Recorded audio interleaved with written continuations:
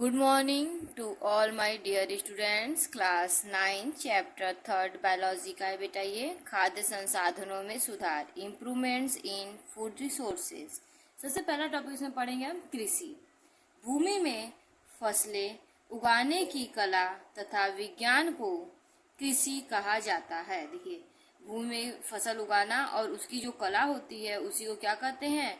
विज्ञान की भाषा में उसे क्या कहते हैं? कृषि कहा जाता है। कृषि को इंग्लिश में एग्रीकल्चर बोलते हैं। ओके, नेक्स्ट हम पढ़ेंगे भारत में कृषि में संबंधित क्रांतियां। भारत में कृषि से संबंधित जो क्रांतियां हुई हैं उनकी स्टडी करेंगे।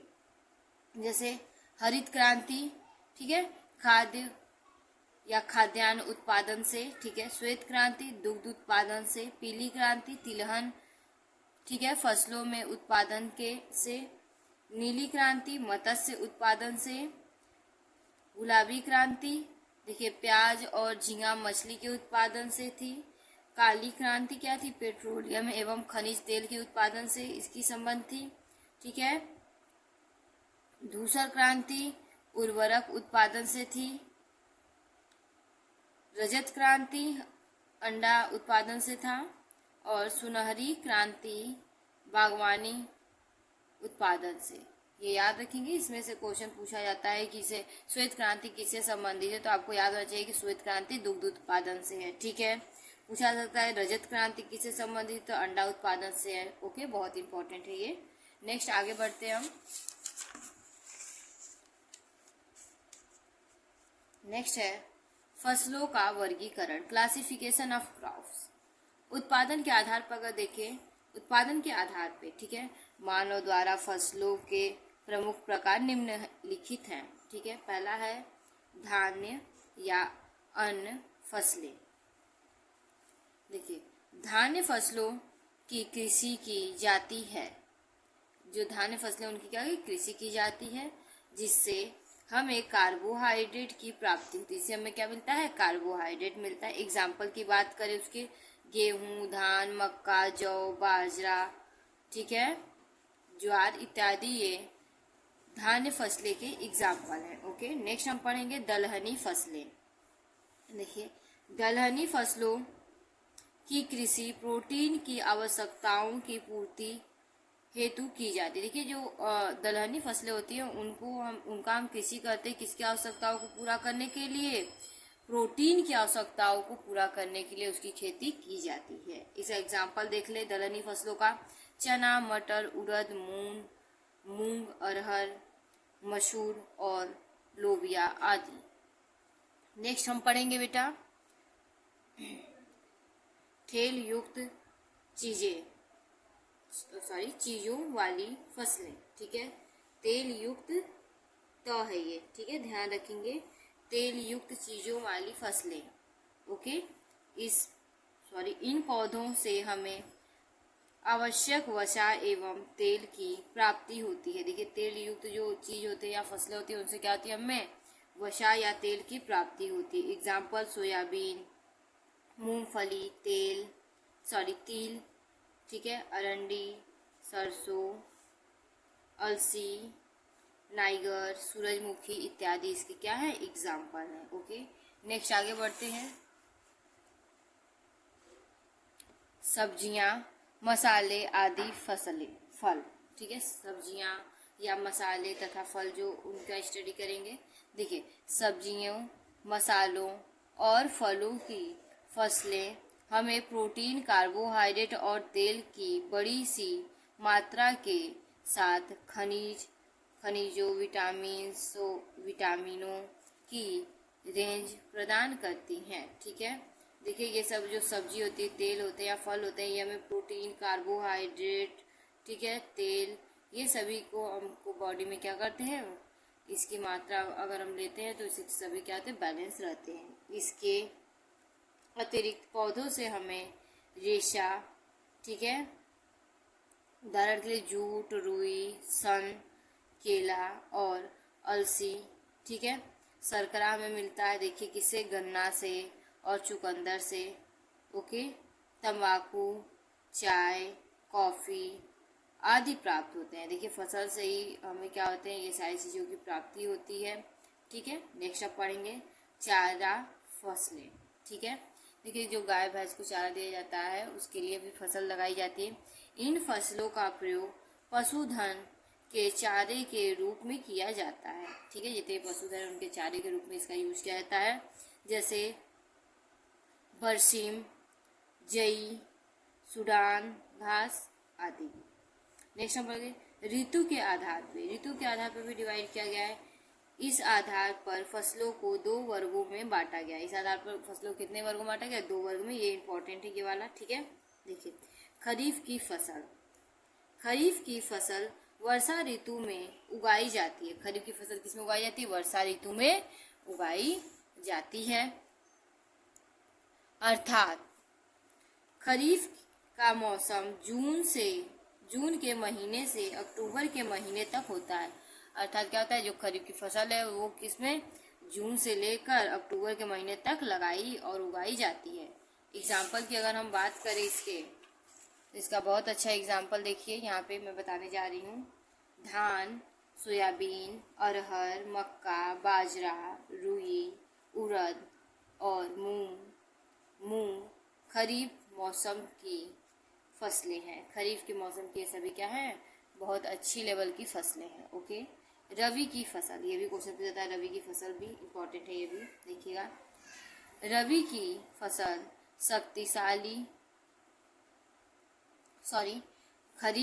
रबी की फसल शीतकालीन मौसम में उगाई जाती है। शीतकालीन मौसम में क्या होती है, रबी की फसल को उगाया जाता है। अर्थात रबी की फसल का समय नवंबर से अप्रैल होती है।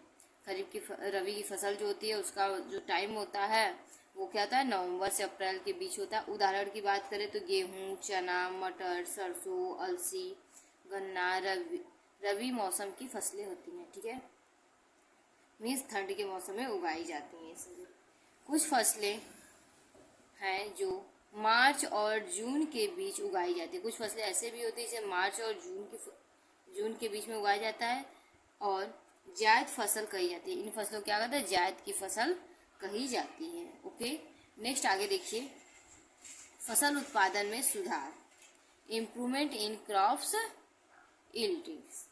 ठीक है, भारत में सन 1952 से 2010 तक कृषि भूमि में 25% की वृद्धि हुई। ठीक है, अगर 1952 से 2010 की बात किया जाए तब तक के बात करें तो कृषि की जो भूमि है उसमें 25% की क्या हुई है, वृद्धि हुई है। जबकि अन्न की पैदावार में 4 गुनी वृद्धि हुई। और अन्न की बात करें तो उसमें क्या होती है, उसकी पैदावार में 4 गुनी वृद्धि हुई है। पैदावार में यह उन्नति फसलों के उत्पादन में सुधार कर प्राप्ति की गई है। देखिए बेटा, ये क्या है, फसल के उत्पादन में क्या सुधार की गई है जिससे ये प्राप्ति हुई है। फसल उत्पादन में सुधार की प्रक्रिया में प्रयुक्त गतिविधियों को निम्न प्रमुख वर्गों में बांटा गया। देखिए, जब सुधार किया गया तो उसमें बहुत सारी गतिविधियां, उनको कई पार्ट में डिवाइड किया गया है। सबसे पहला है इसमें फसल की किस्मों में सुधार। फसल की क्या, पहली बात किस्मों में उसके सुधार किया गया। सेकेंड पॉइंट देखेंगे हम, फसल उत्पादन प्रबंधन। देखिए, फसल का जो उत्पादन है उसके प्रबंधन में सुधार किया गया। नेक्स्ट देखिए, फसल सुरक्षा प्रबंधन, और उसके सुरक्षा के प्रबंधन में भी सुधार किया गया। नेक्स्ट हम पढ़ेंगे फसल की किस्मों में सुधार। ठीक है, देखिए फसल की किस्मों में सुधार के लिए विभिन्न उपयोगी गुणों जैसे रोग प्रतिरोधक क्षमता, उर्वरक की, ठीक है, प्रति अनुकूलता, उत्पादन की गुणवत्ता का चयन प्रजनन द्वारा कर सकते हैं। देखिए, जो भी फसल उगाए जाते थे तो उसमें उस उगाए गए फसल में देखिए रोग प्रतिरोधक क्षमता अधिक हो, उर्वरता शक्ति अधिक हो, यानी अधिक उत्पादन हो। ठीक है, उत्पादन की गुणवत्ता अच्छी हो। ये सभी चयन क्या है, जब हम हाइब्रिड बीज करते हैं यानी कि उसके प्रजनन द्वारा ही वो क्या करते हैं, हाइब्रिडाइजेशन करवाते हैं, जिससे क्या अच्छी किस्म की हमें बीज प्राप्त होती है। फसल उत्पादन मौसम, मिट्टी की गुणवत्ता और पानी की उपलब्धता पर भी निर्भर करती है। देखिए, वो जो फसल की उत्पादन है वो कैसे, मौसम जो अच्छा होना चाहिए, ठीक है, उसके साथ मिट्टी की गुणवत्ता भी अच्छी होनी चाहिए और पानी एकदम सही टाइम पर उन्हें मिलना चाहिए। ये सभी चीज़ अगर सही सही टाइम पे मिल रहा है तो क्या होगी, फसल उत्पादन अच्छी होगी। फसल की किस्मों में सुधार की विधियाँ। देखिए फसल में जो किस्म है उनके सुधार की विधियाँ, दो विधियाँ मुख्यतः हैं, इसको दो विधियाँ हैं। पहला है संकरण मीन्स हाइब्रिडाइजेशन।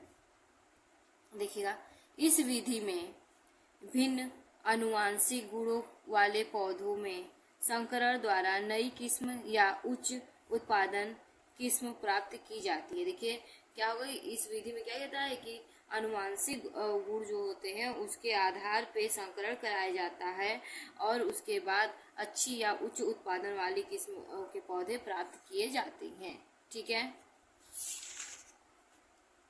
इसका आपको अगर हम एक छोटा सा एग्जांपल बता दें, जैसे कि एक आम का पेड़ है जिसमें बहुत ज़्यादा फली लगती है और दूसरा आम का पेड़ है जिसमें क्या हो रही है कि बहुत मीठी फली लग रही है। और पहला वाला जो पेड़ है इसमें बहुत अधिक फली लग रही है लेकिन फली क्या है, मीठी नहीं है, और इसमें बहुत कम फली लग रही है लेकिन फली मीठी है। अब इन दोनों के बीच जब हम क्रॉस कराएं तो क्रॉस करवाकर जो पौधा हमने हाइब्रिड भी लगाया उसमें क्या होगा, उत्पादन भी अधिक होगा, उसके साथ ही जितने भी फल होंगे वो मीठे भी होंगे। समझ में आया?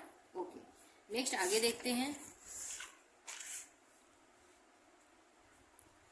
अंतरा किस्मीय, ठीक है, देखिए इस विधि में पौधों के दो भिन्न किस्म के मध्य संकरण करता है। अंतरा किस्म में क्या हुआ कि इस विधि में क्या पौधों के दो अलग अलग किस्म के पौधों के बीच क्या संकरण कराया जाता है। ठीक है, फिर अंतरा स्पीसीज, देखिए इसमें एक वंश की दो भिन्न जातियों के मध्य संकरण कराया जाता है। देखिए अंतरा स्पीसीज जो होती है इसमें क्या होता है कि इसमें एक वंश की दो भिन्न जातियों के बीच क्या होता है, संकरण कराया जाता है।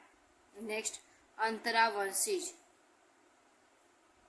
विभिन्न जेनरा से संबंधित पादपों के मध्य संकरण कर, देखिए अलग अलग जेनरा के जो प्लांट्स होते हैं उनके बीच इसमें संकरण कराया जाता है। ठीक है, नेक्स्ट अनुवांशिकीय रूपांतरित फसलें, ठीक है, मॉडिफाइड जो क्रॉप्स होते हैं, जेनेटिकल मॉडिफाइड क्रॉप्स जो होते हैं उनका स्टडी हम इसके अंतर्गत करेंगे। जैसे कि देखिए इसके द्वारा उच्च उत्पादन प्राप्त की जाती है। इसके द्वारा क्या था, उच्च उत्पादन मीन्स अच्छी उत्पादन प्राप्त की जाती है। अनुवांशिकी रूपांतरण द्वारा फसल में अच्छे गुण को डाला जा सकता है। ठीक है, देखिए अनुवांशिक जो रूपांतरण उसके द्वारा क्या होता है, गुण में ऐच्छिक जो आप चाहे उस क्वालिटी को क्या करते हैं उसमें हम डाल सकते हैं। ठीक है, नेक्स्ट हम पढ़ेंगे फसल और उनकी किस्म। ठीक है, फसल और उनकी किस्म की बात करें तो देखें गेहूं की बात करें तो सोनालिका, गेहूं की बहुत सारी फसल होती है, इसमें सोनालिका हो गई, ठीक है, गिरिजा हो गई, प्रताप, अर्जुन, यूपी में कितनी है 378, ठीक है, स्पीसीज इसकी देखी गई।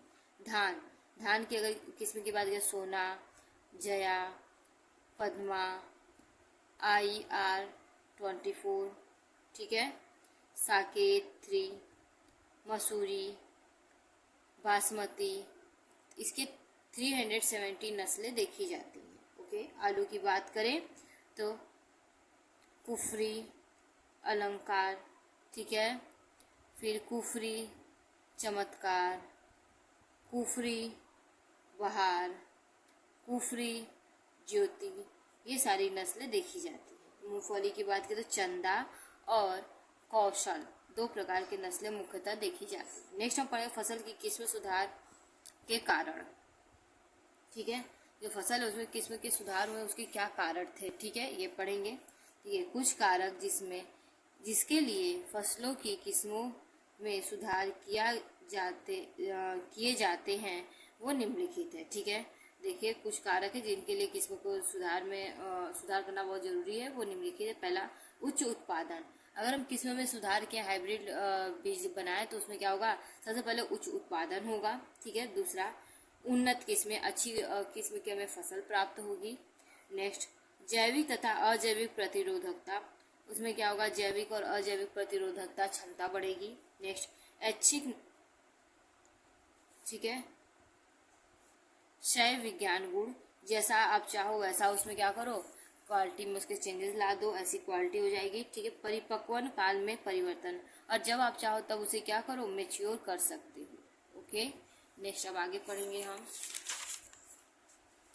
6 पॉइंट, व्यापक अनुकूलता, और उससे क्या होगा, अधिक पैदावार होगा और ये सबसे व्यापक अनुकूलता भी आपकी बढ़ेगी। ठीक है, नेक्स्ट हम पढ़ेंगे फसल उत्पादन प्रबंधन। फसल उत्पादन प्रबंधन में हम पढ़ेंगे पहला पोषक प्रबंधन। ठीक है, इसमें स्टार्ट करते हैं। हमें विकास, वृद्धि तथा स्वस्थ रहने के लिए भोजन की आवश्यकता होती है। देखिए, हमें विकास करना है, वृद्धि करना है और स्वस्थ रहना है, तो उसमें क्या होगी, हमें भोजन की रिक्वायरमेंट होती है। वैसे ही पौधों की भी वृद्धि के लिए पोषक पदार्थों की आवश्यकता होती है। जैसे हम लोग पोषक पदार्थों की आवश्यकता होती है, वैसे ही जितने प्लांट्स होते हैं उन्हें भी पोषक पदार्थों की आवश्यकता होती है।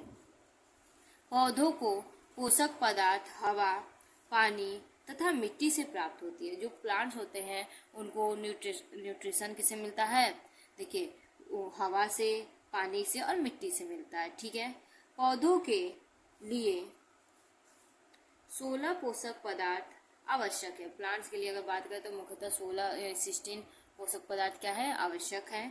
हवा से कार्बन तथा ऑक्सीजन, हवा से क्या लेते हैं वो, कार्बन और ऑक्सीजन लेते हैं। पानी से हाइड्रोजन तथा ऑक्सीजन एवं 13 अन्य पोषक पदार्थ। ठीक है, पानी से वो लेंगे और हाइड्रोजन लेंगे, ऑक्सीजन लेंगे और उसके साथ ही 13 अन्य पोषक पदार्थ और लेते हैं। ठीक है, मिट्टी से प्राप्त होता है और 13 पानी के साथ और मिट्टी से भी ये सारी चीजें वो लेते हैं। इन 13 पोषकों में से 6 की अधिक मात्रा चाहिए। इन 13 पोषक पदार्थ जो उसमें से 6 जो होते हैं उनकी अधिक मात्रा चाहिए होती है, इसलिए इन्हें बृहद पोषक कहते हैं। इसलिए इन्हें क्या कहते हैं, बृहद पोषक कहते हैं। बहुत अधिक मात्रा चाहिए तो बृहद हो गया, बृहद पोषक कहते हैं। शेष 7 पोषक की आवश्यकता कम मात्रा में होती है और जो शेष बचे हुए 7 उनकी आवश्यकता क्या होती है, कम होती है, इसलिए इन्हें सूक्ष्म पोषक कहते हैं। इसलिए इन्हें क्या कहते हैं, सूक्ष्म पोषक कहा जाता है। ठीक है, अब देखिए हवा, पानी तथा मिट्टी से प्राप्त होने वाले पोषक। देखिए सबसे पहले हवा से क्या होता है, कार्बन और ऑक्सीजन होता है। ओके, फिर अगर हम जल से देखें तो जल से हमें प्लांट्स को हाइड्रोजन मिलता है। मृदा से देखें तो क्या क्या प्लांट्स लेते हैं, तो सबसे पहले nitrogen, potassium, phosphorus, calcium, magnesium, sulphur, iron, manganese, boron, copper, chlorine, ठीक है, मॉलिब्डेनम, जिंक, ये सभी चीज़ उन्हें मिट्टी से प्राप्त होती है। ओके, नेक्स्ट हम पढ़ेंगे खाद। ठीक है, खाद पढ़ेंगे, उसमें देखिए खाद एक प्राकृतिक पदार्थ है। खाद की अगर बात करें तो ये क्या है, एक प्राकृतिक पदार्थ है। आंशिक रूप से अपघटित जैविक उत्पत्ति वाला कार्बनिक पदार्थ। देखिए अगर हम बात करें तो आंशिक रूप से अपघटित जैविक उत्पादित पदार्थ जो होता है, जो मृदा में अकार्बनिक खनिज मुक्त कर उसकी उर्वरता को बढ़ाता है। इसमें जो क्या करते हैं, मृदा में अकार्बनिक खनिज को क्या कहते हैं, मुक्त करता है और उसकी उर्वरता क्षमता को बढ़ाता है, उसे क्या कहते हैं, खाद कहते हैं। ठीक है, वो खाद कहलाता है या कहते हैं। ठीक है, नेक्स्ट खाद कई प्रकार के होते हैं। खाद की बात करें तो कई प्रकार के होते हैं। गोबर की खाद, हरी खाद, ठीक है, कंपोस्ट, वर्मी कंपोस्ट आदि। सबसे पहले पढ़ेंगे हम गोबर की खाद। पशुओं की गोबर तथा मूत्र, उनके नीचे के बिछावन और उनके खाने से बचे व्यर्थ चारे इत्यादि जैविक पदार्थ का उपयोग कर बनी खाद, जिनमें मुख्यतः पशुओं का गोबर होता है, उसे गोबर की खाद कहते हैं। देखिए गोबर की खाद की बात करें तो इसमें पशुओं का गोबर होता है, मूत्र और इसके साथ ही जिस पर पशु बैठते हैं उनके बिछावन, उसके साथ ही जो वो खाते हैं उससे बचा हुआ अपशिष्ट जो होता है, वो सभी चीज़ों से जो हमें खाद प्राप्त होती है, उस सभी चीज़ों को अगर हम एक जगह इकट्ठा करते जाए फिर मिट्टी के अंदर उसको क्या करें, दबा दें, तो उसके बाद हमें जो खाद प्राप्त होती है उसे गोबर की खाद कहते हैं। ओके, नेक्स्ट आगे देखेंगे हरी खाद। नेक्स्ट हरी खाद देखें तो इसमें फसल उगाने से पहले खेतों में कुछ पौधे जैसे पटसन, मूंग अथवा ठीक है ग्वार आदि उगा देते हैं। देखिए फसल उगाने से पहले पटसन, मूंग, ग्वार ये सभी उगा देते हैं और तत्पश्चात उन पर हल चलाकर खेती की ठीक है खेत की मिट्टी को मिला देते हैं। देखिए जब वो थोड़े थोड़े बड़े हुए पटसन, मूंग और ग्वार के प्लांट, तो उस पर क्या करते हैं, हल चलवा कर उसके मिट्टी में उसको मिला देते हैं। ये पौधे हरी खाद में परिवर्तित हो जाते हैं। ये पौधे क्या होते हैं, हरी खाद में परिवर्तित हो जाते हैं। जो हरी खाद में क्या होते हैं, ये परिवर्तित हो जाते हैं, जो मिट्टी को नाइट्रोजन तथा फास्फोरस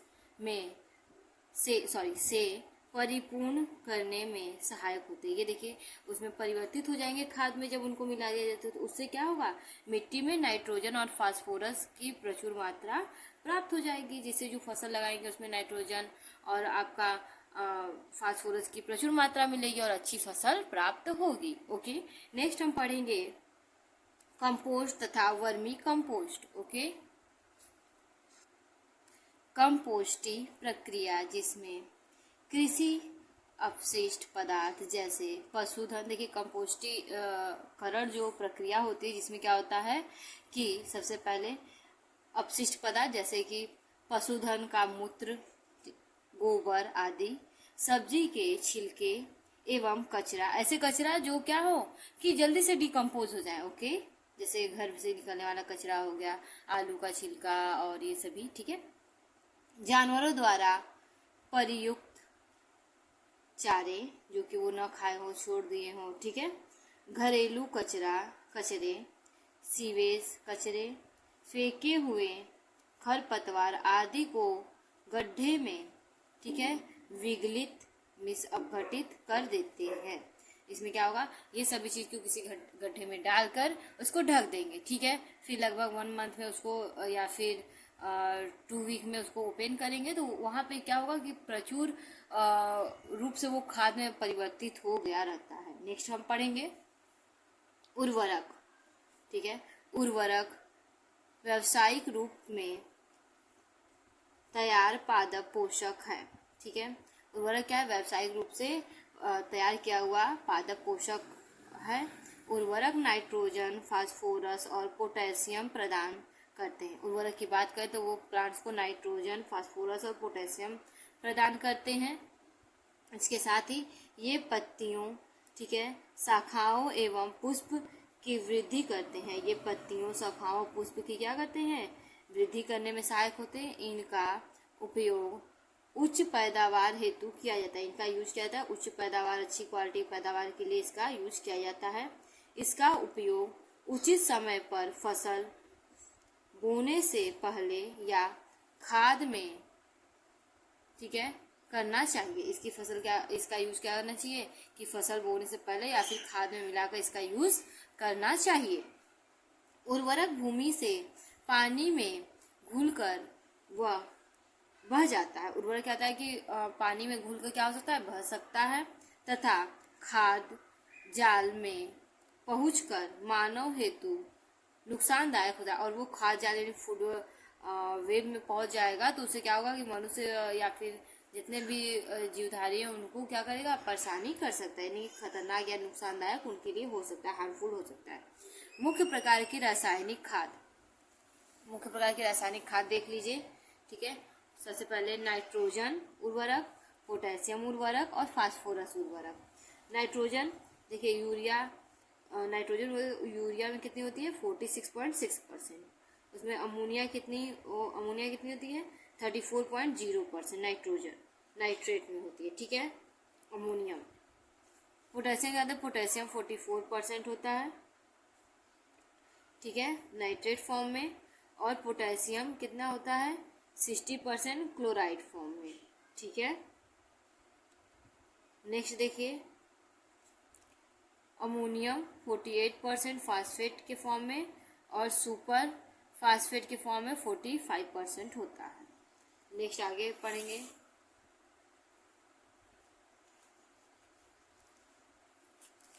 सोडियम नाइट्रेट में 130% और इसके बाद पोटेशियम सल्फेट में कितना होता है 50% होता है। ठीक है, और उसके बाद एमो phosphate 46%। Okay, next ammonium phosphate 20% होता है बेटा। ठीक है, 20.5%। और इसके बाद अगर हम पोटेशियम की बात करें तो ये एब्सेंट होता है यहाँ पे। और डाई कैल्शियम फास्फेट 32.0% होता है। उर्वरकों से लाभ, अब हम उर्वरक के लाभ पढ़ेंगे, तो स्टार्ट करते हैं। उर्वरक के निम्नलिखित लाभ होते हैं। पहला है, ये आसानी से उपलब्ध है तथा इसका प्रयोग व संग्रह भी सरल है। सबसे पहले बात, उर्वरक की बात करें तो आसानी से हर जगह उपलब्ध होता है और इसका यूज़ करने की प्रोसेस और इसको रखने के प्रोसेस बहुत इजी है, सरल है। ठीक है, इसका उपयोग उच्च उत्पादन के लिए होता है। इसका यूज़ किसके लिए करता है, उच्च उत्पादन से हाई क्वालिटी के अच्छे फसल मिले इसके लिए किया जाता है। परंतु ये आर्थिक दृष्टि से महंगा होता है। और लेकिन बात करें तो आर्थिक दृष्टि से क्या होता है, महंगा पड़ता है, कॉस्टली होता है। इसके उपयोग से अच्छी कायिक वृद्धि होती है। इसका यूज किया जाए यानी इसके यूज से क्या होगा, अच्छी और कायिक वृद्धि होती है और स्वास्थ्य पौधे की प्राप्ति होती है और स्वस्थ पौधे इससे प्राप्त होते हैं। ओके, नेक्स्ट चौथा पॉइंट, उर्वरक वह रासायनिक पदार्थ है जो मृदा में डालने पर पुनः उसको उपजाऊ बना देता है। देखिए, उर्वरक एक ऐसा रासायनिक पदार्थ है जिसको मृदा में यानी मिट्टी में डाल दिया जाए तो वो पुनः क्या होता है, उपजाऊ बन जाता है। ठीक है, विभिन्न देशों में उर्वरक खपत, देखिए किस देश में कितना उर्वरक की खपत होती है इसकी स्टडी करेंगे इसमें। देखिए, एक साइड देश का नाम लिखेंगे, दूसरे साइड लगभग खपत किलो प्रति हेक्टेयर में, कितना हेक्टेयर खत्म हो रहा है किलो प्रति हेक्टेयर में, उसका हम क्या करेंगे, नाप करेंगे। ठीक है, देखिए स्टार्ट करते हैं इसमें। भारत में 46 किलोग्राम प्रति हेक्टेयर खपत होती है उर्वरक की। इंग्लैंड में 139.2 किलोग्राम प्रति हेक्टेयर की खपत होती है। फ्रांस में अगर हम उर्वरक की बात करें तो 1.77.5 किलोग्राम प्रति हेक्टेयर की खपत होती है। और मिस्र में देखें तो 334.5 किलोग्राम, ठीक है, प्रति हेक्टेयर की उर्वरक की खपत होती है। इसके बाद हम पढ़ेंगे खरपतवार नियंत्रण की विधियाँ, खरपतवार नियंत्रण की विधियाँ पढ़ेंगे। यांत्रिक विधि सबसे पहले पढ़ेंगे इसमें। इसके अंतर्गत खरपतवार को, ठीक है, खुरपी से, हाथ से जुताई करके या जलाकर अलग किया जाता है। ठीक है, यांत्रिक विधि के अंतर्गत क्या आता है कि जितने भी खरपतवार होते हैं उन्हें खुरपी से अलग किया जाता है या हाथ से अलग या जुताई करके या फिर जलाकर अलग कर दिया जाता है। नेक्स्ट है परंपरागत विधियाँ या विधि। ठीक है, बीज तैयार करना, समय पर बोना और फसल चक्र अपनाना। देखिए, बीज अलग जगह तैयार करना, ठीक है, और उसको फिर समय पर ले जाकर बो देना और फिर उसके बाद फसल चक्र में फसल पैटर्न की, इसके बाद ये बोना, इसके बाद ये बोना, उसको अपनाना। ठीक है, रासायनिक विधि अगर बात करें, खरपतवार नाशक रसायन जैसे 2,4-D, ठीक है, देखिए खरपतवार नाशक जो होते हैं उनका यूज करें, से नाम बता रहे, 2,4-D हो गया। ठीक है, फ्यूलोरे जो ये है, देखिए फ्यूलोरेलिन है, ठीक है, MCPA है, आइसोप्रोटियान है, पेरिस ग्रीन है, आदि का छिड़काव करके हम खरपतवार को नाश कर सकते हैं। ठीक है, कीटनाशक दो प्रकार के होते हैं। अगर कीटनाशक की बात करें तो दो प्रकार के होते हैं। ठीक है, कीटनाशक और धूमकनाशी। ठीक है, नेक्स्ट पढ़ेंगे हम पीड़कनाशी।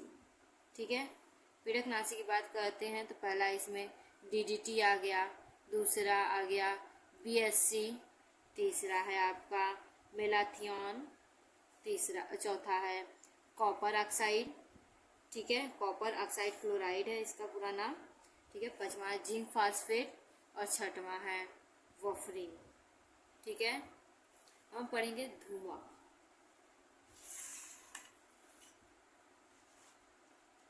धूमक की बात करें, अमोनियम फास्फाइड इसमें आते हैं, ठीक है। दूसरा है इसका इथाइलिन डाइब्रोमाइड आता है, तीसरा है एल्यूमिनियम फास्फाइड आता है, ठीक है। तरल धूमक है ये सभी, ठीक है। अब हम बात करेंगे DDT। एक ऐसा पीड़कनाशी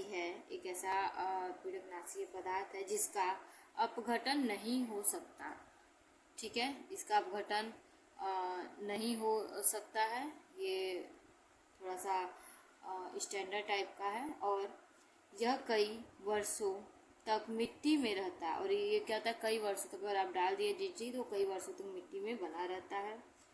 वह वसा में, ठीक है, घुलनशील होता है।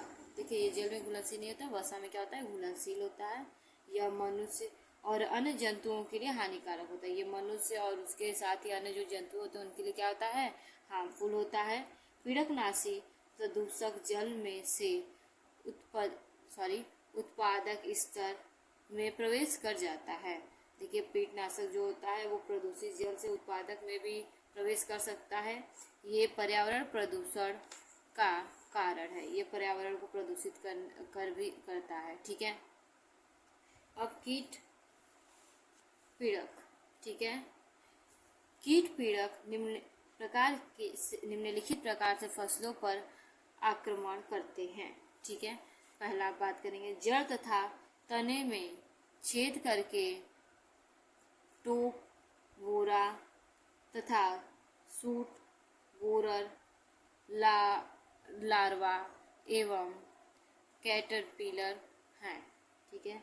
अगर हम बात करें कीट पीड़क की तो ये क्या होता है, जड़ में तने में छेद करके क्या करेंगे, अपने लार्वा को रोक देते हैं और वो लार्वा क्या होता है, धीमे धीमे बड़ा होकर वो पूरे फसल को खराब कर देता है। दूसरा देखिए, जड़, तना तथा पत्ती को काट करके विविल गेहूं की फसल को काटता है। देखिए विविल जो होता है वो क्या करता है कि गेहूं की फसल जो होता है उसके जड़, तना और पत्ती को काट काट के खराब कर देता है। ये देखिए नेक्स्ट आपका, पौधे का जूस चूस करके एफिड सरसों पर आक्रमण करता है। एफिड नाम जो होता है वो सरसों पर आक्रमण करता है, उसका क्या होता है, जूस पी लेता है, चूस कर पी जाता है, ठीक है। नेक्स्ट देखिए, फसलों के रोग, ठीक है। फसलों में बहुत सारे रोग होते हैं, उनका स्टडी करेंगे इसके अंदर। पौधों में जीवाणु, फफूंद, वायरस रोग फैलते हैं। जो पौधे होते हैं उसमें क्या हुआ, जीवाणु से फैलने वाले रोग होते हैं, फफूंद से फैल जाते हैं बहुत सारे रोग, बहुत सारे वायरस से भी फैलते हैं, ठीक है। ये मिट्टी, जल, वायु में वास करते हैं। ये कहाँ, मिट्टी में, जल में या वायु में क्या होंगे, वास करते हैं, वहाँ पाए जाते हैं। ये जल बीजों वायु द्वारा स्थानांतरित होते हैं। ये जल के द्वारा, बीज के द्वारा और वायु के द्वारा एक स्थान दूसरे स्थान तक जाते हैं। चावल का ब्लास्ट, गेहूं का, ठीक है, खतुआ, ठीक है, तथा मूंग का तना, दालन तथा चना का उगता आदि रोग, ये सभी रोग हैं, आप देख लीजिएगा, ठीक है। प्रमुख खरपतवार एवं पीड़कनाशी की सूची। खरपतवार और पीड़कनाशी देखिए, दूब है, इसमें कौन सा पीड़कनाशी, एफिड, ठीक है, ज्वार के लिए होता है। नेक्स्ट है मोथा, ठीक है, ये किसके लिए होता है, ये भी ज्वार के लिए होता है, लेकिन डेल्फिसिड है, ठीक है, ज्वार के लिए जो होता है। चौलाई जो होता है वो उसमें क्या आता है, आर्मी वर्मी, ये मक्का के लिए होता है। फिर लटजीरा, ठीक है, बिग लीफ विटिल, ठीक है। फिर देखिए एजीरेटम जो होता है वो किसके लिए होता है, ब्लिस्टर बटील के द्वारा, बटील के लिए होता है। ठीक है, अनाज का भंडारण। ठीक है, अब अनाज का भंडारण के बारे में पढ़ेंगे। अनाज के भंडारण के दौरान कृषि उत्पादन में अत्यधिक हानि हो सकती है। देखिए, अनाज के भंडारण जो होती है उसमें क्या होती है, कृषि उत्पादन में क्या होती है, अत्यधिक हानि भी हो सकती है। इन हानि के लिए उत्तरदायी कारकों को निम्नलिखित वर्गों में वर्गीकृत किया गया है। जो ये हानिकारक होंगे उसके जो उत्तरदायी कारक है उसको कई भागों में बांटा गया है। जैसे जैविक कारक। ठीक है, इसमें रोडेंट्स, कवक, कीट, चीचड़ी तथा बीजाणुओं का, ठीक है, सम्मिलित किया जाता है। इसमें क्या होता है कि जो जैविक कारक होते हैं उसमें किसका यूज किया जाता है, कवक का, कीट का, ठीक है, चिचिड़ी का और जीवाणुओं का यूज सम्मिलित रूप से होता है। अब अजैविक कारक की हम बात करें तो भंडारण के स्थान पर उपयुक्त नमी व ताप में अभाव से भी अनाज की हानि होती है। देखिए, नमी हो जाए भंडारण में या फिर टेम्परेचर डाउन हो जाए, ठीक है, उससे भी क्या होती है कि खाद्य पदार्थ खराब हो जाता है।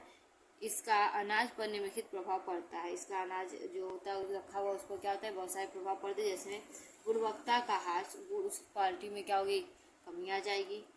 ठीक है, अंकुरण क्षमता में कमी, और अगर बीज रखा है तो वो अंकुरित अच्छे से नहीं होगा। ठीक है, वजन में कमी, उसका वजन भी क्या होगा, घट जाएगा। उत्पादन का बदरंग होना, और जो भी पदार्थ है वो अपने कलर से डिसकलर हो जाएगा। नेक्स्ट पढ़ेंगे, ये सब लक्षण बाजार में उत्पादक की कीमत को कम कर देते हैं। ये सभी लक्षण जो है वो बाजार में उत्पादक की जो कीमत है उसको क्या करते हैं, कम कर देते हैं। इन कारकों पर नियंत्रण पाने के लिए उचित उपचार और भंडारण का प्रबंध करना चाहिए। इससे बचने के लिए हमें या नियंत्रण करने के लिए उचित उपचार करना चाहिए और अच्छे प्रकार के भंडारण का क्या करना चाहिए, यूज करना चाहिए। ठीक है, नेक्स्ट है भंडारण के दौरान प्रयुक्त होने वाली निरोधक तथा नियंत्रण विधि निम्नलिखित है। बहुत सारी भंडारण में क्या होता है उसके नियंत्रण की बहुत सारी विधियां होती हैं, उसको अब इसके अंतर्गत हम पढ़ेंगे। सबसे पहला, भंडारण से पूर्व उत्पाद की नियंत्रित सफाई। जो भी भंडारण है उसमें रखने के पहले क्या होना चाहिए, उसकी अच्छे से सफाई हो जानी चाहिए। दूसरा, उत्पादन को पहले सूर्य के प्रकाश और फिर छाया में सुखाना। सबसे पहले जो पदार्थ है, उत्पाद है, उसको क्या है, सूर्य के प्रकाश में सुखाना चाहिए और फिर छाया में भी उसे सुखा देना चाहिए।